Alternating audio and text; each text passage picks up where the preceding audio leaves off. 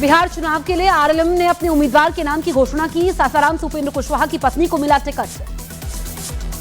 RLM ने मधुबनी से माधव आनंद को दिया टिकट। दिनारा से आलोक सिंह आरएलएम के टिकट पर लड़ेंगे विधानसभा का चुनाव। बिहार विधानसभा चुनाव के लिए बीजेपी ने अपने सभी 101 उम्मीदवारों के नाम का ऐलान किया। कई मौजूदा विधायकों के काटे टिकट। बीजेपी ने राघोपुर से सतीश कुमार यादव को दिया टिकट। तेजस्वी यादव को चुनौती देंगे सतीश यादव। बाढ़ से ज्ञानेंद्र कुमार ज्ञानू का बीजेपी ने काटा टिकट। छपरा से 2 बार के विधायक सीएन गुप्ता को भी नहीं मिला मौका। दरभंगा से अलीनगर से मिश्रीलाल यादव का टिकट काटकर लोक गायिका मैथिली ठाकुर को मिला टिकट। गोपालगंज से कुसुम देवी का भी टिकट कटा। बीजेपी की दूसरी लिस्ट में बक्सर से पूर्व आईपीएस आनंद मिश्रा को मिला टिकट। कुछ समय पहले ही जनसुराज छोड़कर बीजेपी में हुए थे शामिल। बीजेपी ने 12 महिला उम्मीदवारों को चुनावी मैदान में उतारा। रेणु देवी, श्रेयसी सिंह समेत कई दिग्गज मैदान में। राघोपुर सीट से तेजस्वी यादव ने नामांकन के बाद नीतीश कुमार पर साधा निशाना। बोले नीतीश कुमार के हाथ में नहीं रही जेडीयू। नामांकन के बाद तेजस्वी यादव ने एक्स पर पोस्ट करके कहा, बिहार में बदलाव के लिए नामांकन किया हूं। तो तेजस्वी ने हर परिवार में सरकारी नौकरी के वादे को भी दोहराया। आरजेडी ने सिवान के रघुनाथपुर से ओसामा शहाब को दिया विधानसभा का टिकट। पूर्व सांसद मोहम्मद शहाबुद्दीन के बेटे हैं ओसामा शहाब। लोक जनशक्ति पार्टी रामविलास ने 14 उम्मीदवारों के नाम का ऐलान कर दिया। गरखा सीट से चिराग पासवान के भांजे सीमांत मृणाल को टिकट मिला। लोजपा ने प्रदेश अध्यक्ष राजू तिवारी को गोविंदगंज से बनाया प्रत्याशी। संसदीय बोर्ड अध्यक्ष उल्लास पांडे को ब्रह्मपुर से मैदान में उतारा। बिहार बीजेपी के कार्यकर्ताओं के साथ पीएम मोदी ने किया संवाद। पीएम ने मेरा बूथ सबसे मजबूत कार्यक्रम को संबोधित किया। कहा, बिहार में एक बार फिर से बनने जा रही है एनडीए सरकार। आरजेडी के पूर्व सांसद शहाबुद्दीन के बेटे को आरजेडी का टिकट देने पर बीजेपी का निशाना। बीजेपी प्रवक्ता प्रेम शुक्ला बोले, आरजेडी तो अलकायदा के आतंकी को भी टिकट दे सकती है। आज बिहार में यूपी के सीएम योगी आदित्यनाथ 2 सभाओं को करेंगे संबोधित। दानापुर और सहरसा के प्रत्याशी के समर्थन में करेंगे जनसभा। सासाराम में करघर से जनसुराज के प्रत्याशी रितेश पांडे ने नामांकन किया दाखिल। बोले, बिहार को बदहाली से निकालने के लिए लड़ रहे हैं चुनाव।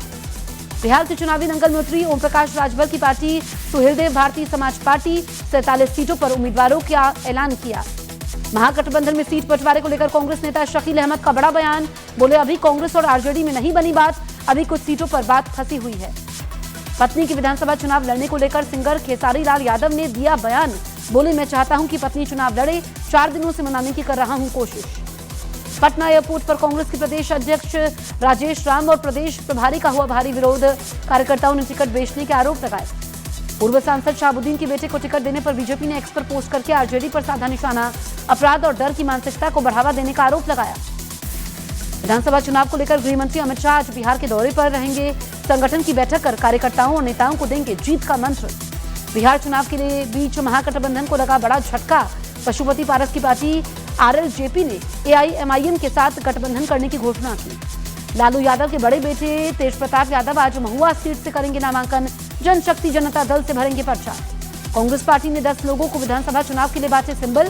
कदवा सीट से शकील अहमद लड़ेंगे चुनाव। रीगा से अमित कुमार टुन्ना को टिकट। पूर्व सांसद सूरजभान सिंह ने राष्ट्रीय लोक जनशक्ति पार्टी से दिया इस्तीफा। आरजेडी के टिकट पर मोकामा से लड़ सकते हैं चुनाव।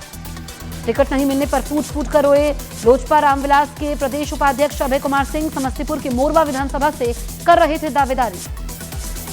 बिहार में आज से चुनावी प्रचार में कूदेंगे आंध्र प्रदेश के डिप्टी सीएम पवन कल्याण। पटना और दानापुर में बीजेपी प्रत्याशी के नामांकन में होंगे शामिल।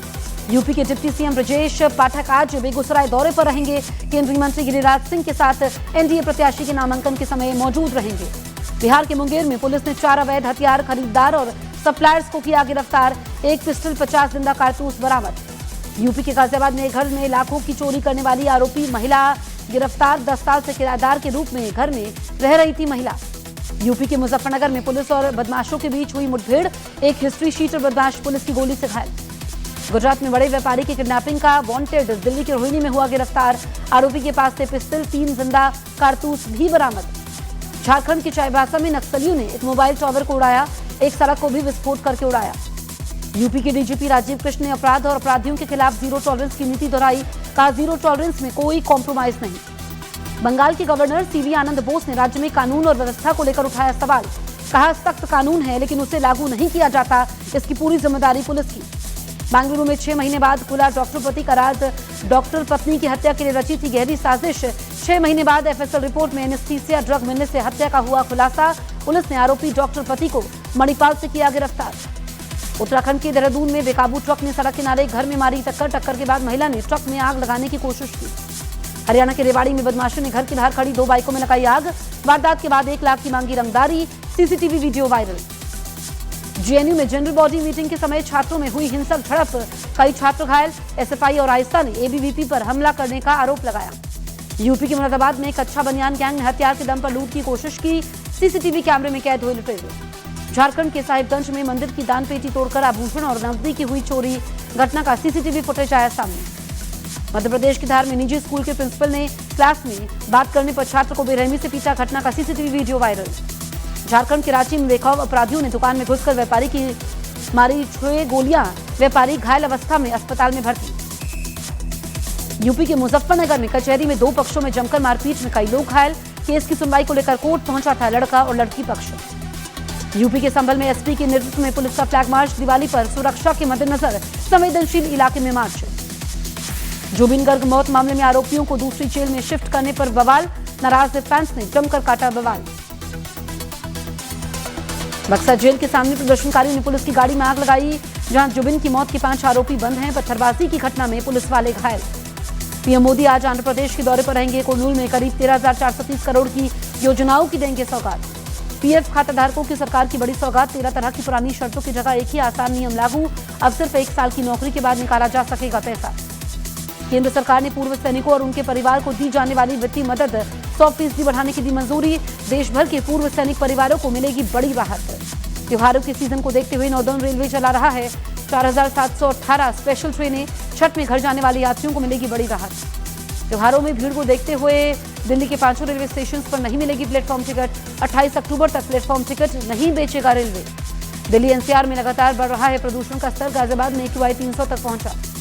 भारत को मिली 2030 की कॉमनवेल्थ गेम्स की मेजबानी। अहमदाबाद में कॉमनवेल्थ गेम्स का होगा आयोजन। आखिरी बार 2010 में भारत ने की थी मेजबानी। भारत को कॉमनवेल्थ गेम्स की मेजबानी मिलने पर गृह मंत्री अमित शाह ने जताई खुशी। बोले, कॉमनवेल्थ गेम्स की मेजबानी देश के लिए गौरव की बात है। झारखंड के गढ़वा में चप्पल पहनकर स्कूल आने पर प्रिंसिपल ने छात्रा की पिटाई कर दी। छात्रा की हुई मौत, परिजनों ने किया सड़क जाम। हरियाणा पुलिस के एसआई संदीप लाठर की आत्महत्या मामले में एफआईआर दर्ज। आईपीएस पूरन कुमार की पत्नी अमनीत कुमार समेत 3 बनाए गए आरोपी। केरल की नर्स निमिषा प्रिया की मौत की सजा के खिलाफ दायर याचिका पर सुप्रीम कोर्ट आज करेगा सुनवाई। यमन में निमिषा प्रिया को मिली है मौत की सजा। श्रीलंका की पीएम हरिनी अमरसूरिया 2 दिवसीय दौरे पर आज भारत आएंगी। पीएम मोदी विदेश मंत्री एस जयशंकर से करेंगी मुलाकात। छत्तीसगढ़ के कांकेर में 50 नक्सलियों ने किया सरेंडर करने वालों में 32 महिला नक्सली शामिल। नक्सल मुक्त भारत अभियान में बहुत बड़ी कामयाबी। प्रभावित जिलों की संख्या 6 से घटकर सिर्फ 3 रह गई। गृह मंत्री अमित शाह ने कहा, अगले साल पूरी तरीके से खत्म हो जाएगा लाल आतंक। आईएमएफ ने 2025-26 के लिए भारत की जीडीपी बढ़ोतरी रेट के अनुमान को बढ़ाया। 6.4% की जगह 6.6% की दर से बढ़ेगी भारत की अर्थव्यवस्था। अखिलेश यादव ने आजम खान की सुरक्षा बढ़ाने की मांग की। हाल ही में सीतापुर जेल से बाहर आए हैं आजम खान। रामपुर से एसपी सांसद मुहिबुल्लाह नदवी को हाईकोर्ट का आदेश। चौथी पत्नी रुमाना परवीन को गुजारा भत्ता देने को कहा। 17 अक्टूबर को फतेहपुर में मृतक हरिओम वाल्मीकि के परिवार वालों से मिलेंगे राहुल गांधी। उसके बाद असम में जोबिन गर्ग के परिवार से भी मिलने जाएंगे। जेएनयू में एसएफआई, आइसा और एबीवीपी आमने सामने। झड़प के बाद स्थिति तनावपूर्ण। एबीवीपी ने यूपी बिहार के छात्रों के खिलाफ आपत्तिजनक टिप्पणी करने का आरोप लगाया। जैसलमेर बस हादसे को लेकर सांसद हनुमान बेनीवाल ने सरकार पर बोला हमला। प्रमुख सचिव, परिवहन आयुक्त और अन्य अधिकारियों को निलंबित करने की मांग की। जैसलमेर बस हादसे के बाद सीएम भजनलाल का परिवहन अधिकारियों को आदेश। बस बोर्ड नियमावली के अनुसार बसों की सघन जांच करने के निर्देश दिए। दिल्ली में हेयर स्टाइलिस्ट जावेद हबीब के घर पर संभल पुलिस की दबिश। संभल में धोखाधड़ी के 23 मामले दर्ज होने के बाद एक्शन। वीरेंद्र शास्त्री ने कहा कि अब आध्यात्मिक क्रांति की आवश्यकता है। राम मंदिर बना है, कृष्ण मंदिर भी जल्द बनेगा कानून से। अयोध्या में 19 अक्टूबर को 9वें दीपोत्सव की तैयारियां तेज। घाटों पर 28 लाख से अधिक दीपक और सांस्कृतिक कार्यक्रमों की सजावट अंतिम चरण में। यूपी के झांसी में 12 क्विंटल नकली खोआ बरामद। जेसीबी मशीन की मदद से गड्ढा खुदवाकर नष्ट किया गया। सीज फायर के लिए अफगानिस्तान के आगे गिड़गिड़ाया पाकिस्तान। तालिबान प्रवक्ता बोले, पाकिस्तान के अनुरोध पर शाम 5:30 बजे से युद्ध विराम लागू। पाकिस्तान और अफगानिस्तान 48 घंटे के अस्थायी युद्ध विराम पर राजी हुए। युद्ध विराम की घोषणा पाकिस्तान विदेश मंत्रालय ने की। पाकिस्तान के रक्षा मंत्री ने तालिबान को पाकिस्तान के लिए बताया खतरा। कहा, पहले वो हमारा समर्थन करते थे। 2025 पाकिस्तान के लिए सबसे हिंसक साल। अफगानिस्तान ने पाकिस्तान के खिलाफ वार्निंग वीडियो जारी किया, कहा कि किसी भी तरह का हमला बहुत भारी पड़ेगा। अफगानिस्तान ने ड्रोन से पाक सीमा चौकियों पर हमला करने का दावा किया, कहा कई पाकिस्तानी हमलावर सैनिक मारे गए। पाक सीमा पर अफगानिस्तान ने सेना की कई टुकड़ी तैनात कर दी। आधुनिक और भारी हथियारों से लैस दिखे अफगान सैनिक। काबुल में हमला वाले पाकिस्तान के दावे पर अफगानिस्तान का पलटवार, कहा तेल टैंकर विस्फोट हुआ जिसकी वजह से आग लग गई।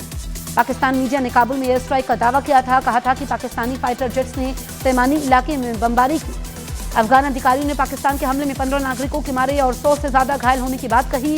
कहा पाक ने अफगान इलाके और इस एयर स्पेस का बार बार उल्लंघन किया। इस्लामाबाद ने अफगानिस्तान पर तहरीक-ए-तालिबान टीटीपी के लीडरशिप वाले मिलिटेंट ग्रुप्स को पनाह देने का आरोप लगाया। काबुल ने इस दावे से इनकार कर दिया। पाकिस्तान के साथ जारी हिंसा के बीच अफगानिस्तान ने पाकिस्तान के सैनिक को गिरफ्तार कर लिया।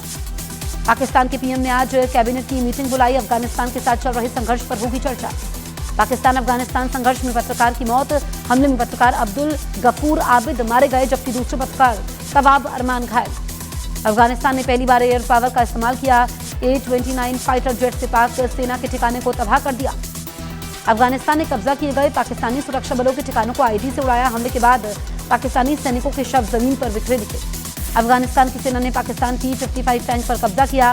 पाकिस्तान ने सर्बिया से खरीदा था T-55 टैंक। गजा में हमास ने विरोधी गुटों के 52 लोगों की हत्या कर दी। अपनी पकड़ मजबूत करने के लिए हत्याएं कर रहा है हमास।